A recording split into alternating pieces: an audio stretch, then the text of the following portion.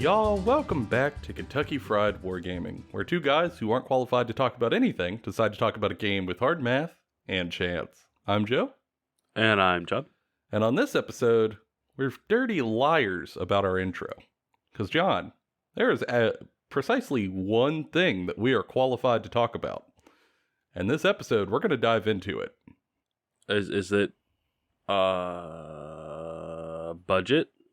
You damn right it is. It is gaming on a budget. Because let me tell y'all, for a vast majority of our gaming career, we were on a tight budget because we were, how does one say, broke is a joke? We're poor as fuck. God, turbo poor. Let's not mince words. I started when I was a broke college student, still in college, working like 2 jobs to try to get by. And John, you started when you were real young, right? So yeah, I started when I was very young, and I didn't actually get to play the game until I was an adult. But I got to, play smaller games with like some models other people had, and read a lot of the books, the lore that I could find secondhand at stores. And then even as an adult, I spent my early adult years working in warehouses, which I still do. But, when you just get out in the world, you things cost a lot of money. So spending a bunch of money on plastic army men isn't the easiest thing to do. So you learn how to do it with budget. Yeah. So you can still have fun with the game you want to play without, the feeling so constricted with, only pulling in a little amount of money every month. Yeah. I mean, for most of the time I was gaming, it was similar. I mean, when I was in college, in America, almost all college students are broke. Don't ask me why that's how it is. But it is. So while working, a lot of my money went to school. So there wasn't a whole lot left over to do the hobby, unfortunately. And then even when I got out of school, your entry-level jobs don't pay a whole lot. So there still wasn't a whole lot of money to go towards hobby. It wasn't until more recently that I had a little bit more lateral movement in my hobby funds. But for most of it, you just had to get creative on how to make your dollars go further.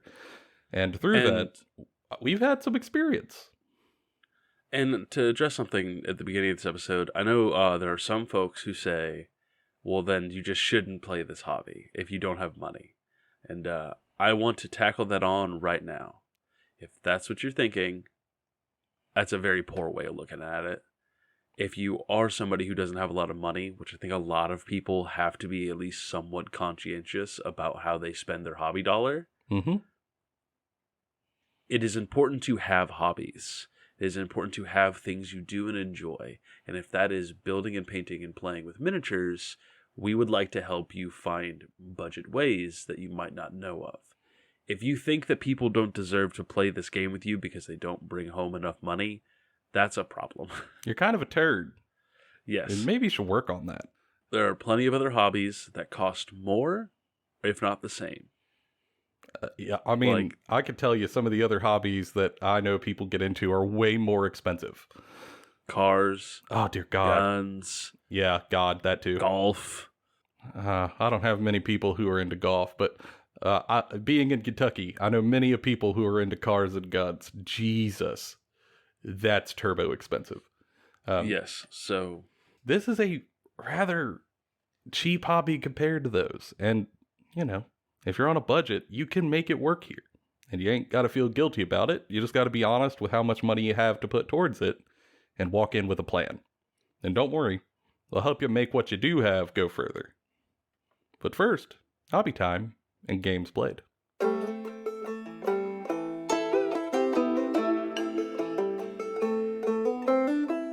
Whew, all right, John. So, this is the final week that Hobby Progress and Games Play is going to be a little weird, ain't it? Yeah. So, John, why is it a little weird? Well, it's a little weird because we're dealing with life stuff. Oh, God, so much life stuff. Well, so we'll include in today's episode of playing on a budget. Life stuff gets in the way of the hobby sometimes, but we don't just hobby, as in building and painting and playing with little plastic army men. We're also make this show for you guys every week. Mm-hmm. But with life stuff coming hurling at us very quickly, we're going to need some weeks off. Namely, Joe and I are both moving into houses, and our editor, Seth, will be moving into a much bigger space. So we're all moving at roughly the same time in the same month, and it's poorly planned out.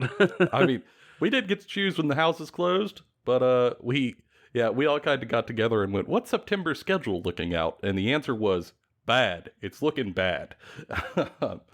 So we need a little time to be able to step away from the podcast. And I don't mean not getting episodes, because obviously you're listening to this episode right now. But rather, a little bit of time that we can pre-record episodes and upload them for you. But there's a problem with hobby progresses in doing that. Because normal episodes you can record as early as you like, and they sit in a drive somewhere ready to go. But the hobby progresses, they're kind of recent, you know? If they were out of order, some of the stuff we were saying wouldn't make much sense. So we normally record them the week of. But, as with Jod's saying, that's not going to be possible. So over the past few weeks, we've been a little creative. We had a game day with our friend Tanner for his birthday, where we played Warhammer all day, with an evolving narrative that happened across the 3 games. And we've been breaking them down in our individual hobby time piece segments. And for people who listen to the other 2, this is repeat. I apologize. And we've been using that to kind of talk about what we did for that day as an example of building a narrative across the day, and just to talk about some super fun games that we had. And this is going to be the finale to that story. So if you do want to hear about the first 2 games, go back to the last 2 episodes. They're in there. And let me tell you, this last one is spicy. Very spicy. So John, generally speaking, what was the narrative of the day? So that we could catch people up who maybe didn't listen to the others. So, I'm going to try to say this as quickly as possible, right? 2 separate war bands of orcs walked into a forest. They got clapped. Cheeks shattered by a bunch of trees. Mm-hmm. 2 separate occasions. It's like that scene from Evil Dead.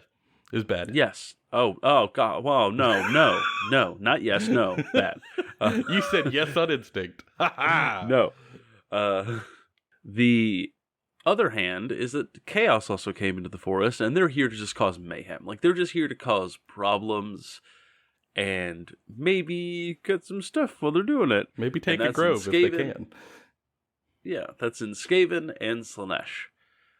And now they have teamed up because they have won their respective fights and have pushed the orcs back towards the forest. So now these orcs are stuck between a rock and a hard place or a tree and a chaos warband. So that's where we're at in game 3. Yep.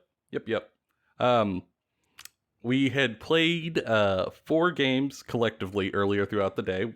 Each of us played one before lunch, and then we played one after lunch but before dinner. But after dinner, we were kind of talking about the narrative and what had happened, and really it was kind of an orc-centric narrative, because, you know, Tanner, it was his birthday, he was playing Iron Jaws, Corwin was also playing Iron Jaws, there was a great story there, so we were kind of building it around them. And the Iron Jaws... Orcs are just fun to make stories around. They are, they're just delightful. And the orcs had a rough day. Just absolutely, Corwin's warband got crushed by the Tree Lord Ancient. What's his name? Guy on Maw Crusher, named character. Godrak? Yeah, Gordrak, Fist of Gork. First got stabbed through the chest by a Spirit of Durthu, and then while he was running, got destroyed by a Keeper of Secrets. Suplexed by a Keeper of Secrets, let's be honest. Yeah. It was bad. So he fled entirely. And that meant the rest of the orcs were running as fast as possible towards this realm gate. And we thought, well, we kind of had all the armies involved. And at this point, the orcs are really trying to run away from all of them. I mean, they don't want to be near the Skaven and their deadly Bing Bong. And they don't want to be near Slaanesh in the Bad Touch. and they really don't want to be near the trees because they're terrified of them. So what if we played a game with all of the armies represented? And maybe it was because we were at dinner and we were eating, we were feeling good, and we were a little lost in the sauce of gaming and fun. But somebody, and I don't remember who, said, what if we each brought 2,000 points to this game?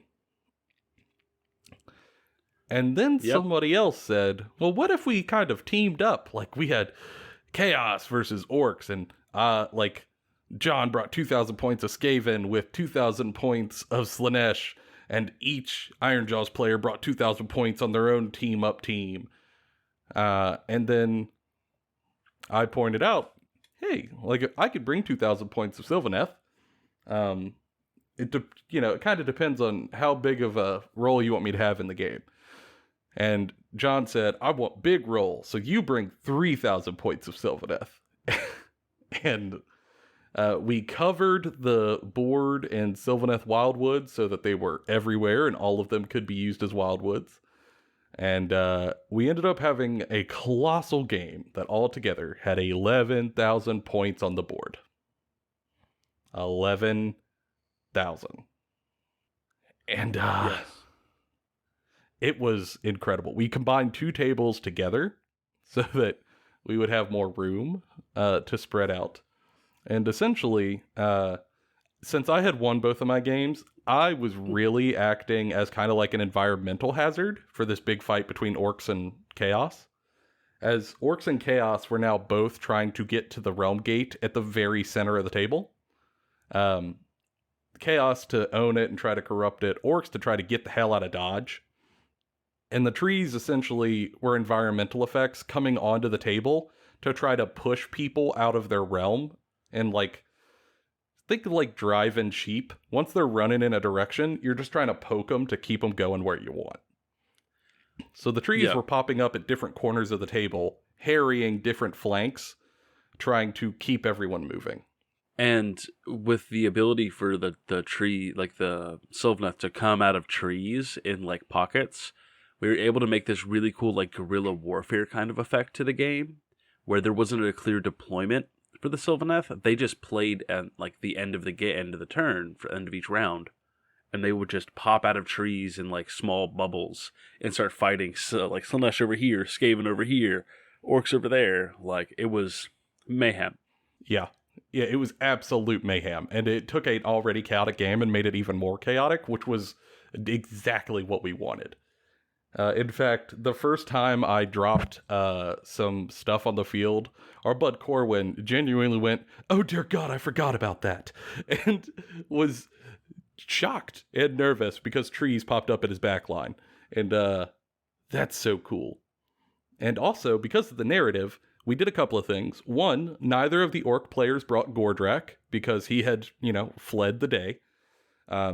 They both did bring mega bosses on Maw Crusher, but their own named war bosses rather than Gordrak, which actually worked out in their favor because they could give them artifacts and they're tougher. So that was a thing. And also, because the trees had been really roused to wrath and won 2 games in a row, I brought Alariel, the goddess of life, to the table. You also brought Drycha. Yes, I did bring Drycha Hammerdreth. When Alariel, heard what was happening through the spirit song, she showed up and she put out the call for Drycha to appear, and Drycha did. So it was a slobber knocker of forces. So the thing is, it was a great idea. I still love it. However, fantastic idea. We might have started a touch late. We probably should have started this earlier in the day on a Saturday and not gone, it would be great, 11,000 point game and 4 energy drinks a person.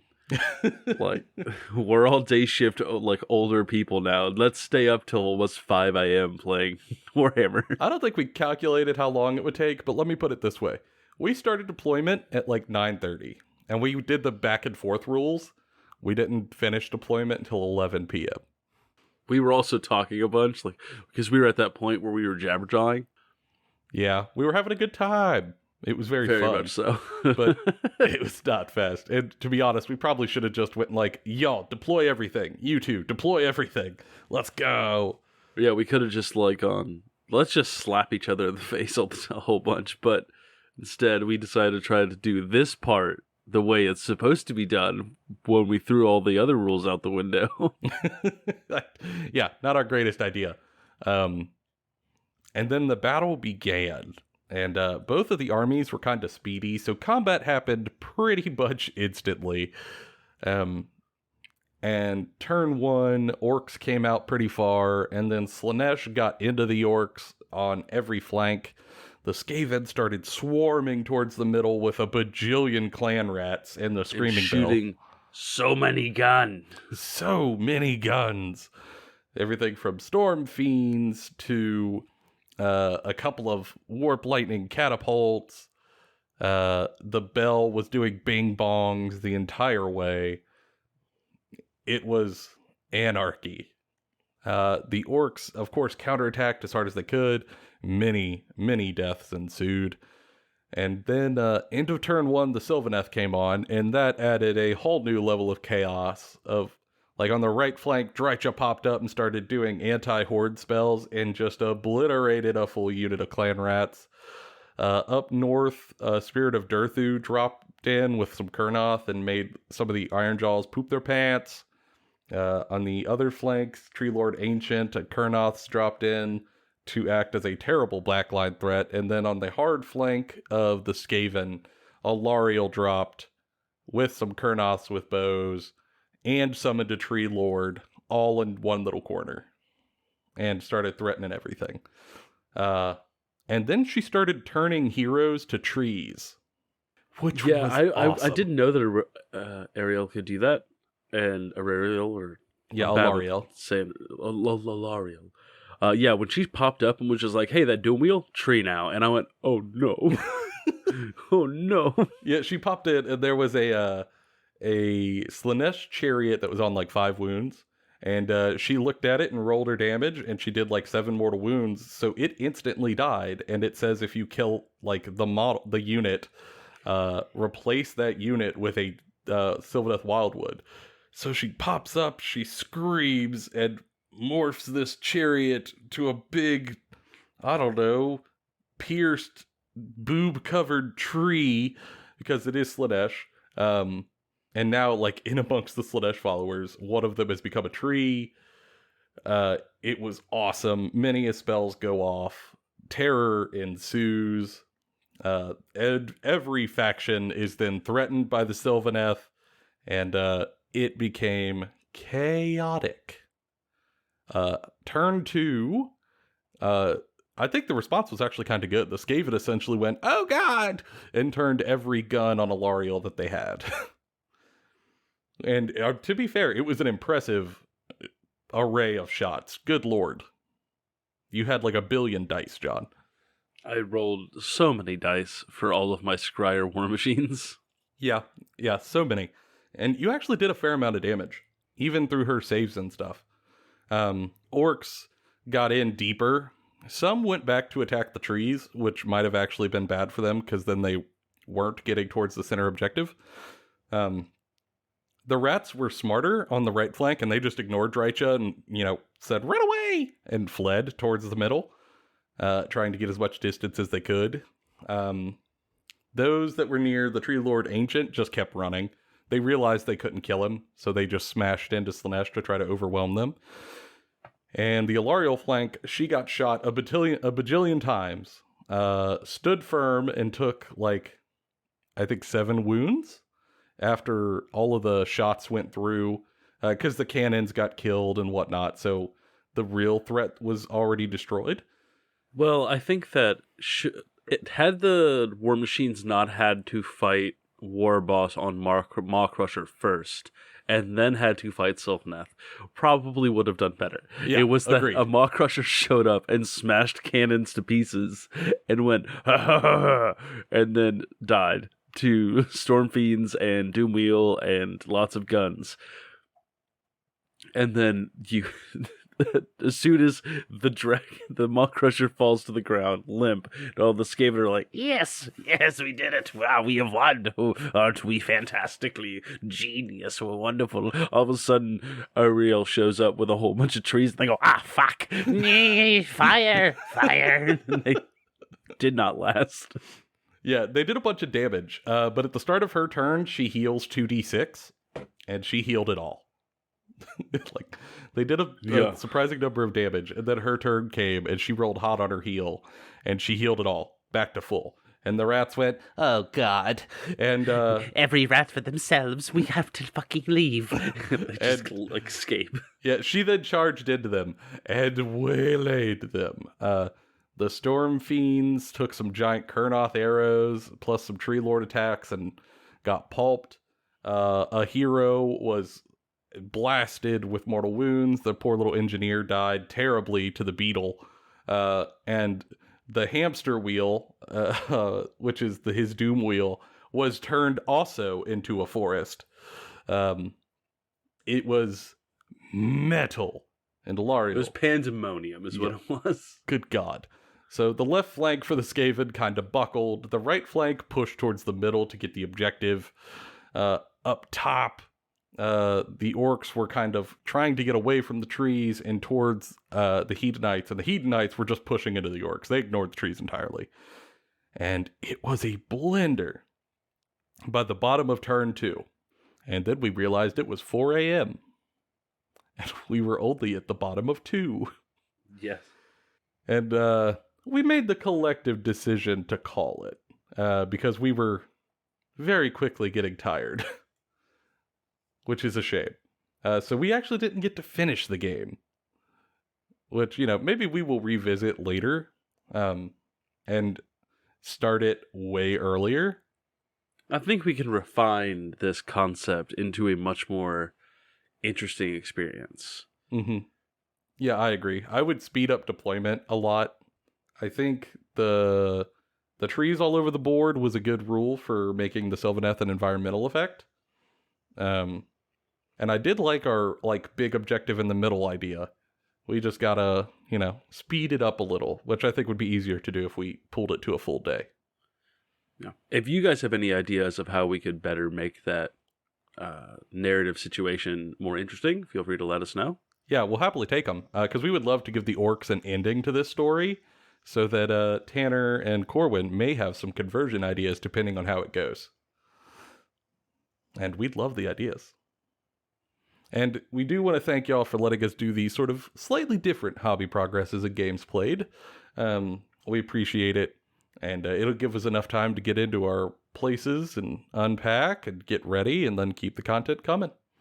But for now, on to gaming on a budget.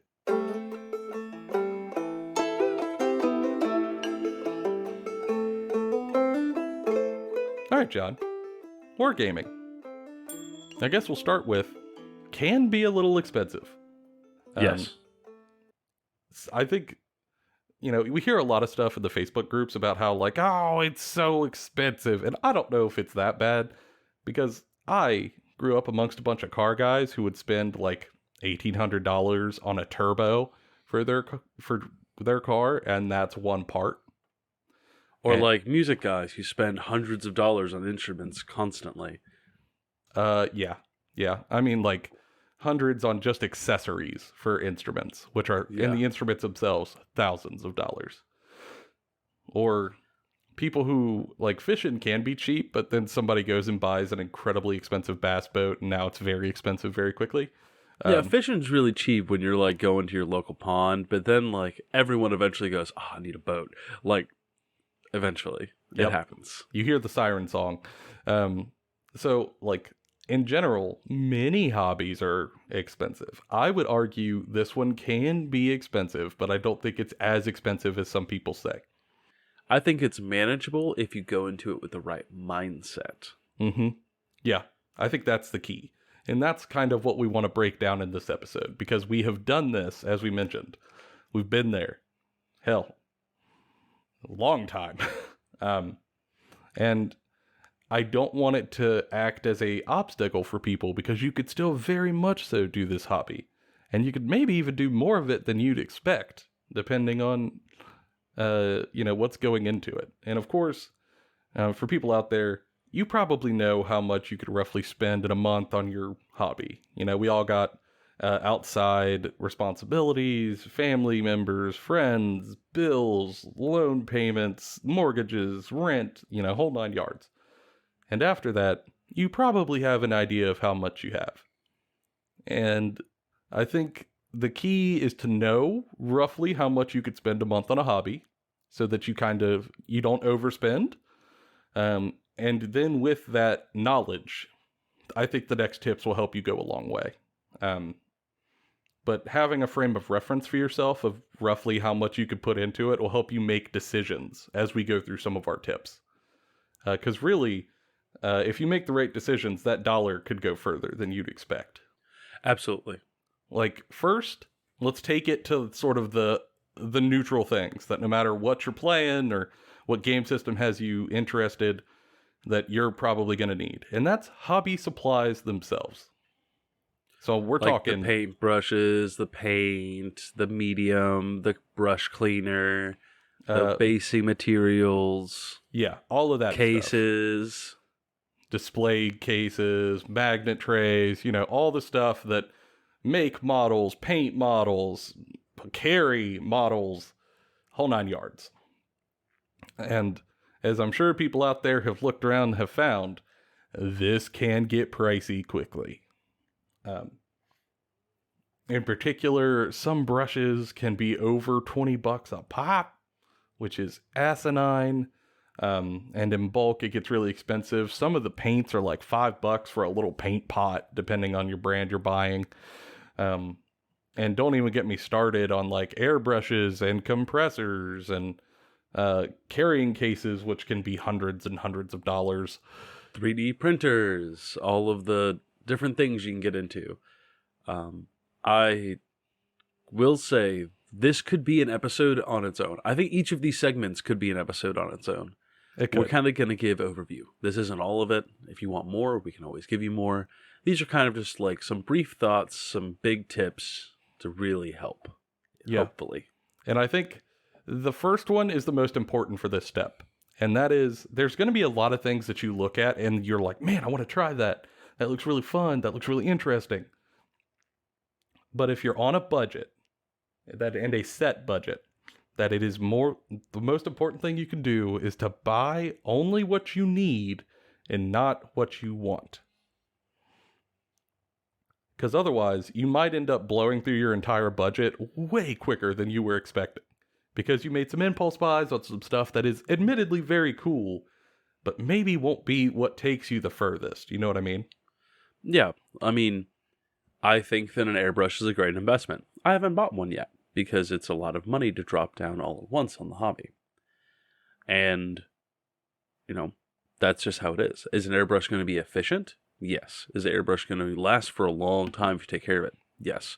But is it easier to just get like a $5 or like $6 pack of brushes from the internet and use the paints I already have that I've collected for years and just keep hand painting it even though it takes more time? Yeah, I'm still hobbying. I'm still enjoying the game. Mm-hmm. And, maybe down the line, if your situation changes, you get a bigger, budget for your hobby, you get more invested, you have a little more room to buy more. That's cool. Get the bigger thing. But if you're gaming on a budget, it is key to just, keep your scope in mind. And also, let's say you are only buying what you need. Okay, great. Smart. That'll help you a lot. But then, I think what's really key is to not buy in bulk. Start small. Just get the bare minimum of stuff you need. And then when you go to add to it, add small as well. So what do I mean by that? I mean, let's say you're just getting into the hobby and you need some brushes, okay? You get a bulk pack of brushes for like $10. It's got a bunch of brushes in it of all types. Okay, cool. You get just the paints that you need. You get a little thing of brush cleaner, and you have a coffee mug to wash your brushes in. All right, awesome. You're ready to go. And then, let's say a month later, you decide, I kind of want to add to it. Do you necessarily need to go out and buy detail brush, a dry brush, like a medium base brush? Do you need to buy expensive cleaner with it? Do you need to buy a wet palette? Do you need to go buy a whole new range of paints to try out a bunch of stuff? Do you need to buy some colors that you might not necessarily use on the army, but you might want to try for a new scheme on another army? Like, no. Instead, maybe just make small additions. So maybe you realize, all right, I did some base coating. I want to try some dry brushing. Just go out, get yourself 1 or 2 dry brushes. You added a little bit to it, you're still growing, but you're not growing at a high rate that's going to eat your budget. And I also think that it's important, like, specifically with, like, paints, right? To pick paints that are going to be very useful throughout, right? Mm-hmm. Like, don't go out and buy, like, 16 different neon colors that you swear you're going to make this entire scheme work around. And just to find out you also need to paint some metals. You also need to paint some, like, leather bags. Like, pick up stuff you know you're going to use. And I know it's talked about a lot on the internet. Shades, like shade paints, like Nolan Oil, Aggressor Shade, that kind of stuff. It's actually really good when you're just starting, because if you pick like the color that you want all of it to be and then you shade over a base coat, it looks a lot better if you're on a budget, and then go in over that with detail paints over time. Because you don't have to have your model completely painted at the beginning. You can do it in stages as you can afford to buy the paints that you want, or as you're trying out new stuff or techniques. You can do that while still playing the game. Sure can. Still perfectly okay. I'm not one of those people who goes, you can only play with me if all of your models are painted. Man, people got stuff going on. Like, if they're lucky they can come and play the game. I'm lucky I get to play this game with these people. It's okay. Like, we're not at a tournament. We're not at like this huge narrative event. Like, it's okay. they're your toys. Paint your toys when you want. You're painting them as you can. And if people don't understand that, they're shitbirds. And that's unfortunate. Yeah. And then, let's say you're doing those things. Okay, great. Your hobby dollar's going a little further. The next thing that is key that I wish somebody told me before I started is that branded products have an incredible markup on them in this hobby. Yeah. And, oh, no. And not just like by like a few percent. No. I'm talking 100 or 200% markup on some of these branded products. And the products might not even be that good. Looking at you, Games Workshop paintbrushes. Oh, God, yes. I bought a bunch of them when I started because I thought, like, oh, these are probably the good price. And they're probably very, very good. I bet they're high quality. And I was so terribly wrong. So terribly wrong. It's so easy to walk into a game store and go, I'm going to buy the new 2-person box set with my friend, right? Mm-hmm. We'll use Indominus as an example. Or Dominion. Dominion's the more recent one. Yeah. Say, I walk in with you, Joe, and we buy Dominion. And we've never played this game before. And you go, man, I really like these Stormcast Good Boys. And I go, I really like these mean little bastard orcs. And we pick the 2 factions we're going to play, and then we go walk over to the paints, and we buy, we look in the back of the box, and it says, buy these 12 paints to paint these guys. I go, I guess I got to buy these 12 paints. I buy these 12 paints. Oh, well, that's a lot of money. Oh, I need paintbrushes. And you go look at the paintbrushes, like, I guess I'll buy the GW paintbrushes. They're right there. Because they kind of direct you in that way to do that. They're a business that are trying to get you to spend their money on their products. That's why they suggest 12 paints on the back of a box to paint these. But you don't have to follow that at all. Paint them however you want. Buy however many paints you want. I've got, like, my Skaven paint scheme takes like 3, maybe 4 paints for a clan round. Done. Mm-hmm. And you're out the door. Yeah. And also, you could use less paints, and B, you could get better brushes for cheaper elsewhere. Yes. You just can. For example, let's say you wanted to get a sort of fine point, what do they call it? The Artificer Brush from Games Workshop. That thing is terribly expensive. I can't type on my computer right now, but it's somewhere between like $20 and $50 for a tiny, tiny detail brush. Yeah, it's absurd. You could get a comparable quality tiny detail brush at your local hobby store like just general craft store, for like $5. Less probably. Yeah. And same thing for like their medium base brush and large base brush. Y'all, those are just like wedge brushes. It's a very common paint tool. If you go to your local hobby store, like craft store, around here, it's Michael's and Hobby Lobby, but not a fan of them. So I Gonna go ahead and say, we don't go to Hobby Lobby. We suggest you also don't go to Hobby Lobby. Yeah, so I go to Michael's, who doesn't smuggle out artifacts from other countries. So you walk to the Michael's, you walk to the paint aisle, and you look around, and there's like 3 levels. Like the level 1 is the cheapest quality individual brushes they sell, and then level 2 is intermediate, and level 3 is like professional. So let's say you want to buy the best type of wedge brush. So you look at a size, and it's like $2 for a wedge brush that's very, very nice quality. Whereas your GW brushes of low quality are going to be about double that or more. It's insane. And you're going to be wanting to go to these stores anyways. Like, you do not want to just buy everything that you want for hobbying inside of a game store. It's going to cost you too much money. You're going to get mad. And also, just going to be super honest, it won't help you grow as a hobbyist creatively. Going to these art stores and these hobby stores to find out what stuff can you make work for what you're trying to do will make it easier when you try to do bigger projects later that are creatively taxing, and you're not limiting yourself to the tools available to you in a game store. Mm-hmm. It's very useful to get used to that concept early on. There's a bigger world out there, and you can use it and save a bunch of money doing it.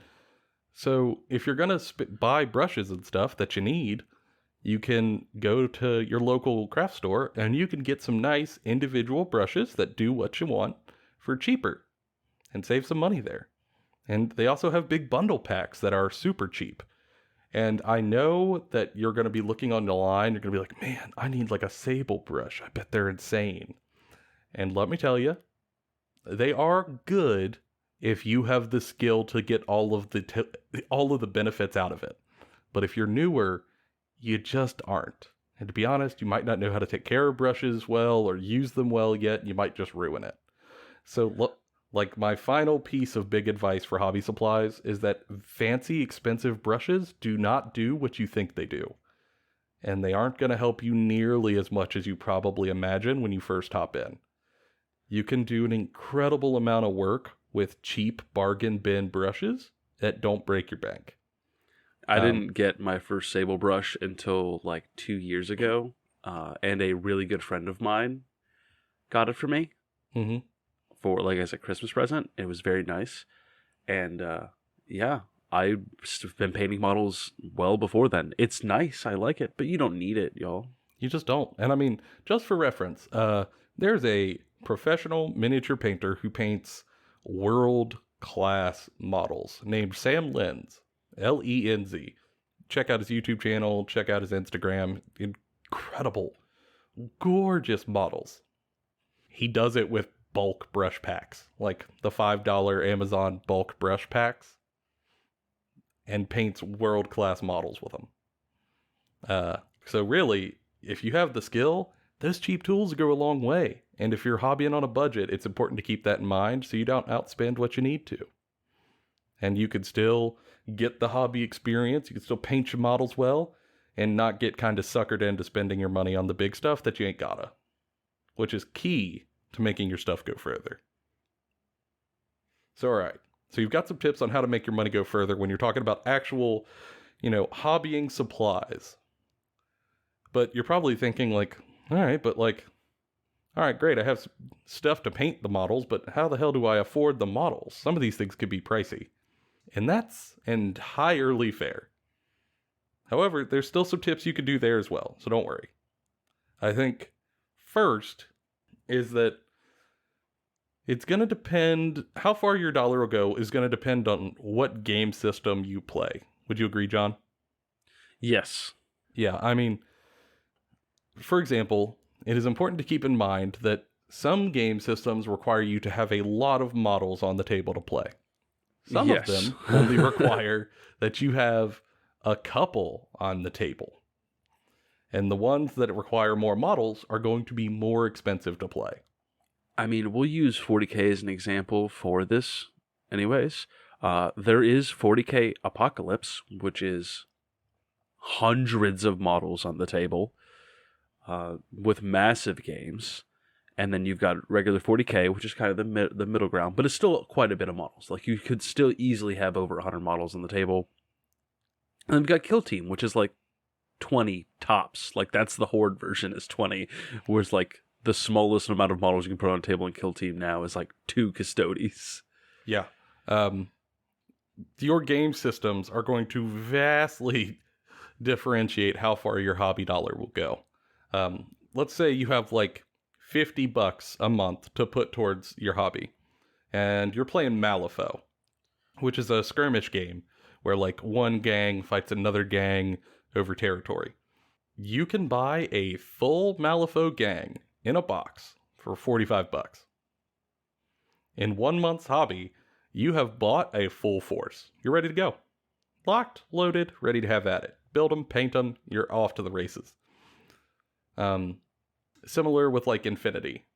It's a small skirmish game. You buy 1 or 2 boxes of minis, you're ready to go. Off to the races. But if you were trying to play a larger game, let's say like you're trying to play Age of Sigmar, $50 might get you a single unit of guys.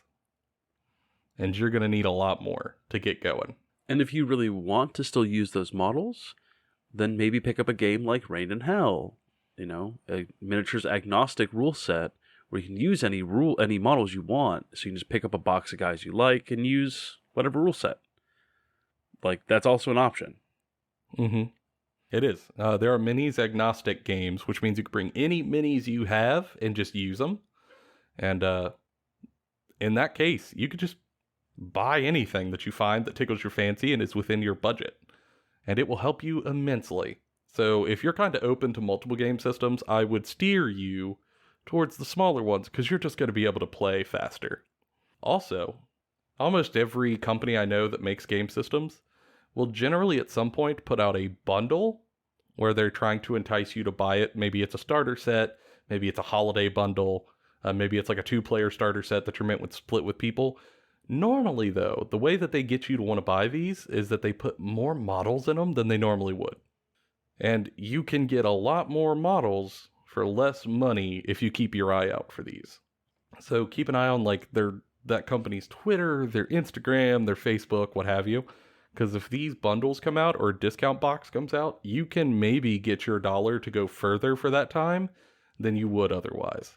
I mean, I've got 2 examples for this, right? Yeah. You got Conquest, The Last Argument of Kings. Their 2-person starter set, I think, is selling online right now for, I think it's $90 on their website. And there's a current like thing that allows you to buy, like, you get an extra unit for each of the 2 forces in there for free when you buy the starter set. Yeah, incredible bargain. Yeah, or like a couple years ago, Indominus came out for 40K at the release of 9th edition. It was a significant amount of models for both Necrons and Space Marines. You know, you still sometimes see boxes of them hanging around, like game stores. That's how Seth started Necrons and I started the Space Marine Force, was because it was so cheap. It was so easy to get into because the value of that box was great. Yeah, if you're on like a $50 a month hobby budget, that's like 3 months of your hobby budget. But it's also almost a full army for 40K. And Almost you could 2. split it. Like, Yeah. So you could, if you have another buddy who's in on it and he wants the opposite force, the price of the box cuts in half. Half. Yeah. And you get a ton of models for very little money. So, for example, a lot of places have discounts. So let's say, you go to a shop that doesn't make you pay full price. So let's say it's like $180 after discount. I don't know. Depends on where you're at, but $180. And that's a lot of models for $180. But now you're splitting it with a friend. So now you're only paying $90 for a bajillion models. And if you have 2 months of your $50 hobby budget, saved up because it's coming, you can get a whole lot for a lot less really quickly. And that is just immense, and it can help your budget go further. Of course, again, the smaller the game size, the more your dollar will get you, but generally speaking, just keep an eye out for discounts. There's stuff out there. You just gotta, watch them and be ready for if they pop up. And then a third one, which helped me a lot when I was starting. This isn't the same from game system to game system, but generally speaking, you're gonna need some books to play tabletop games. Some of them need core rule books plus like a faction book. Some of them only need like core rules. Some of them have free rules online, but you got to buy individual books, what have you. Just depends. But generally, you can expect that you're going to have to buy some number of books to play a tabletop war game. It's kind of the nature of the beast, right? You don't necessarily have to buy those books brand new. Now, for game systems that only require you to buy one book, it's not so much an issue, but others require you to buy multiple books at like 40 to 50 bucks a piece, and those add up quickly for price, especially if you're on a budget.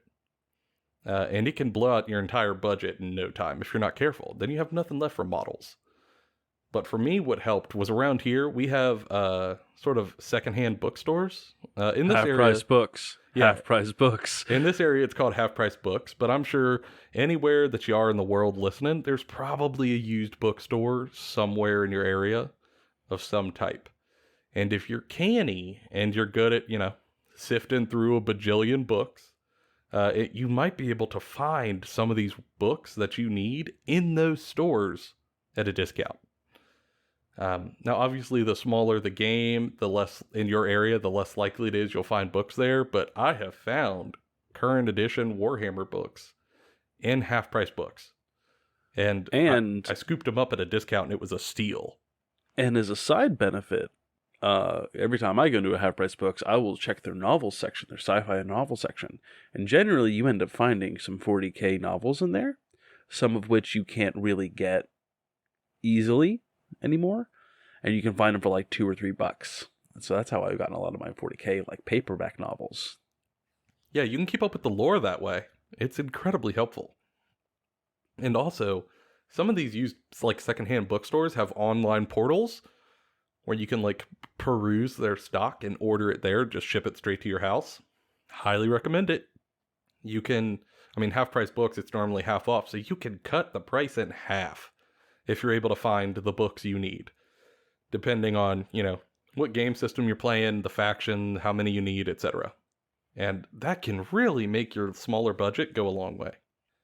And the last one is one that John and I also did for a long time, and it helped us a lot.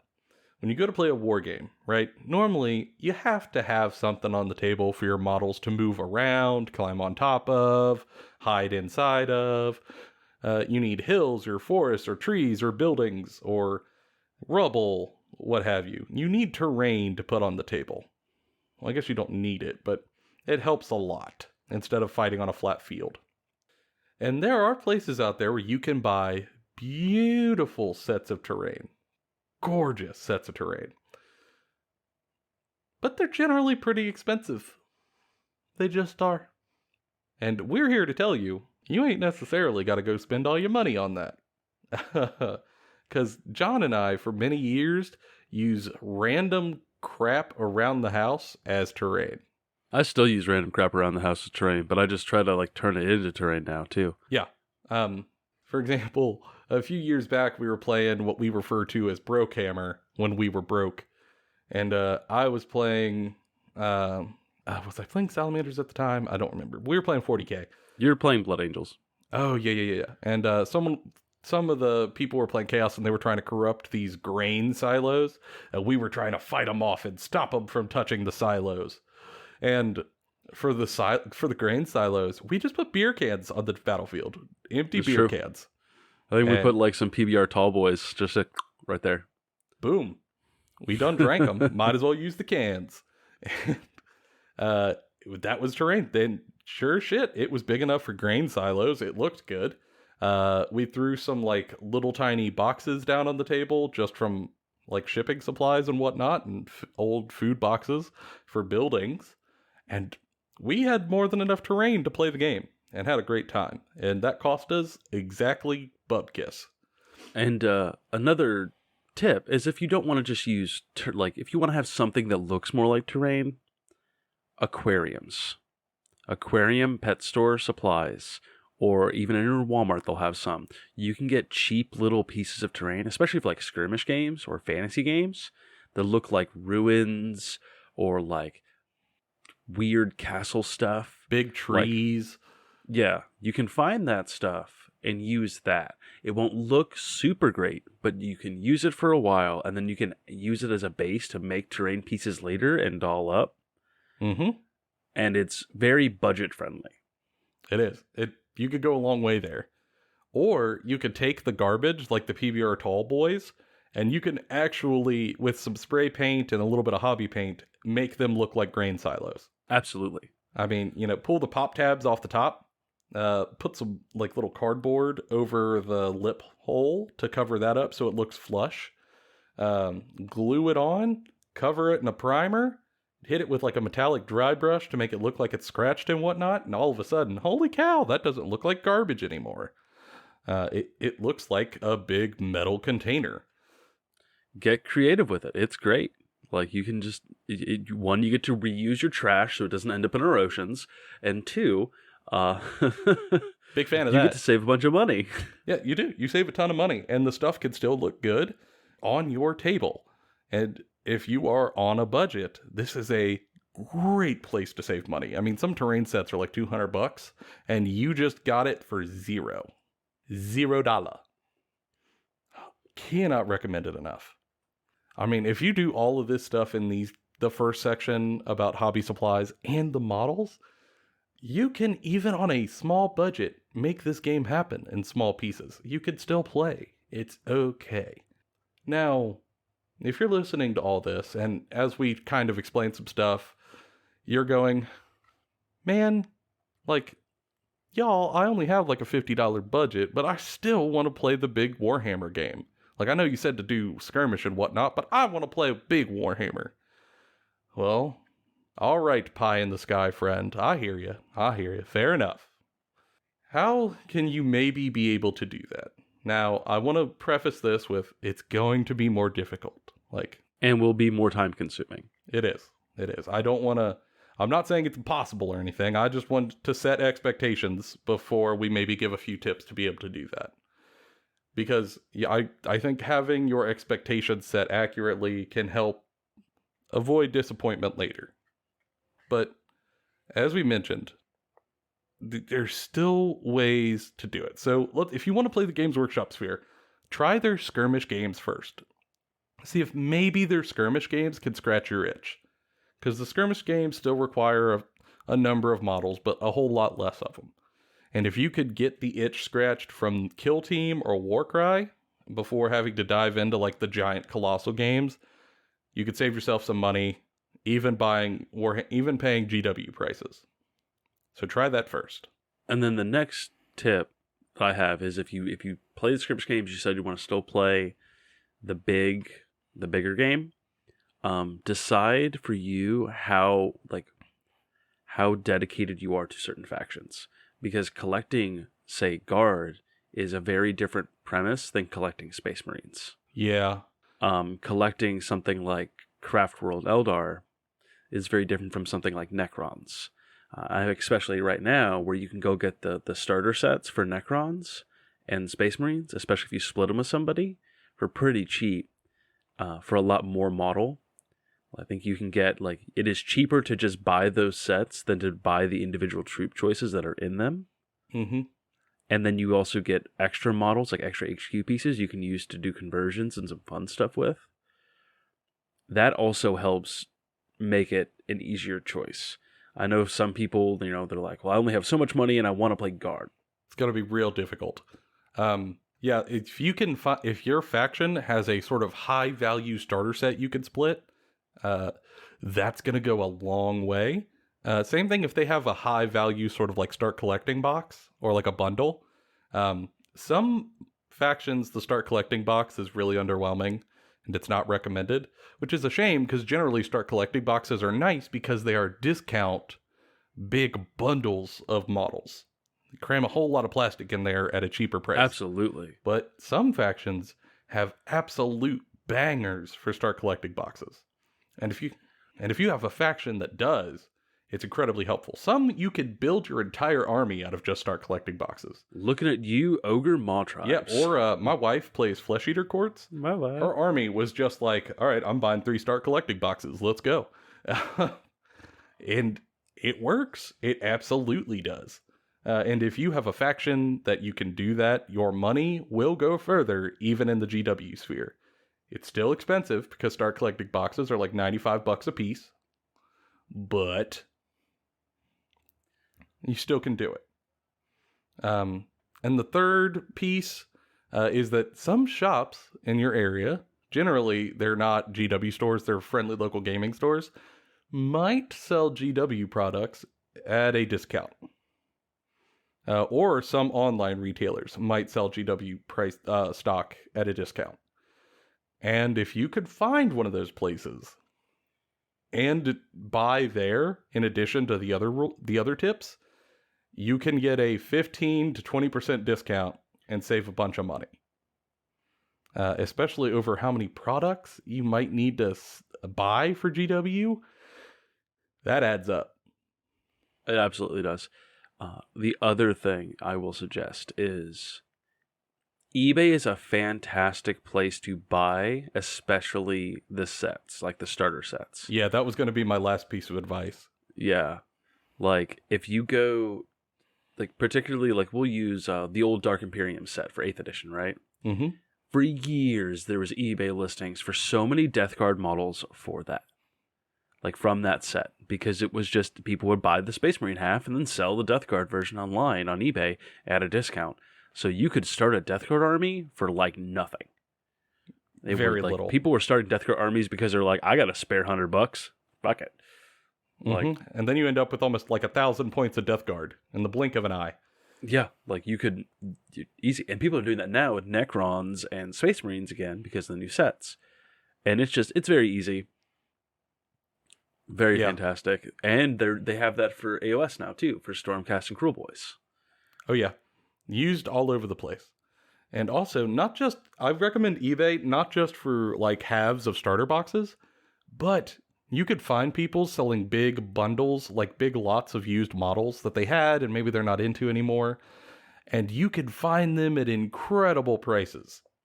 Now, I will warn you, they might need some elbow grease. They're probably not fully painted. They might need some repairs. They might only be half built. But if you're willing to put in some work, you can save a metric butt ton of money on GW products buying used. And that's actually how I did it in college when I was broke as a joke. I saved up and I bought, I think it was like $120 Seraphon lot that came with a massive cornucopia of Lizardmen models from over the years. And some of them needed some work, but I could put an army on the table in less than $150. Just because somebody was getting out of the hobby and I happened to be at the right place at the right time and scooped up a deal. And when I went to sell that, like I did a bunch of work on it to fix it up and then I sold it off. I made a killing when I sold it. I actually made profit on that army. Yeah, if you're clever and you're diligent and you're keeping an eye on eBay, you can really save a bunch of money for your faction. You just gotta be smart. You know, there's an art to that. I think everybody who's used eBay has been outbid at the last minute. You know, you might have to be a little savvy, but it'll help. And there are also, in addition to eBay, similarly, there are Facebook groups entirely dedicated to buying, selling, and trading Warhammer models. And if you can get into one, there are some incredible deals on there. I mean, John, you've seen some, right? I've not just seen some. I've profited off some. Way back in the day, I used to play Necrons back in like 6th or 7th edition, and I was able to get like 4,000 points of Necrons for like $200. I just had to do a bunch of work to them. I did the same thing with Orcs, where I got like 5,000 points worth of Orcs towards the end of 6th edition, beginning of 7th edition for like $300, something like Mhm. that. And then I just used a bunch of the bits that came with it to convert up another like 200 or 300 points with the models. Yeah. If you're diligent, much like eBay, you can get incredible deals and make your money go further. It's one of those things, though, you just got to stay on it so that if a deal does pop up, you're ready to jump on it immediately. And if you do all of that, even on a budget, you might be able to play Games Workshop games. It might take you a little while because you're either buying little pieces at a time or because you're waiting on the right deal. But if you're patient, you can make it happen. And I know it sounds like it's a lot of work, but if it's something you really want to do, I promise you it'll be fun even doing it along the way. I mean, hell, I did it. And it was, even being diligent and keeping an eye on the groups was fun to do. However, I'm sure there are ideas in here that we missed and that we might not have talked about. And as John mentioned, I mean, some of these topics could be episodes on their own. So if there was something that you think we missed, let us know. We'd be more than happy to add it to our repertoire. Or if maybe you've got a particular challenge or situation that you're not sure how to work around, feel free to reach out to us on social media. We've talked to viewers, and if you have a particular issue, happy to help you try to solve it. Because let's be honest, this hobby is more fun the more people that we get into it. So however we can help y'all do that, happy to make that way your dollars might go a little further. Also, as always, if you like the show, leave us a rating depending on where you're listening to us, or a like helps a lot on the YouTube platform, so that maybe we can help this get around to some other folks, add some more listeners to the podcast. And if you really want to be a champion, send it to your friends. There are unfortunately a lot of people who don't have a ton of disposable hobby dollars. And maybe the video might be able to help them save a little cash, just like it might help you. And if it's somebody who you play with, maybe that means you get to play against some more models all at once. And if you've got some ideas for us that we didn't talk about, feel free to shoot them our way. Or if one of these specific topics was something you're much more interested in us going in depth, just let us know. We'll make an episode. Happy to. We really kind of push the show in a direction of whatever you guys want to hear is what we're going to make. We're not massive. We're not huge. We're not making money off this. We're just wanting to make content for y'all. And we want to know what content you want to hear about. As always, inboxes are open. And for now, that's been all of our opinions. Bona fide Kentucky Fried. We'll see y'all on the next episode.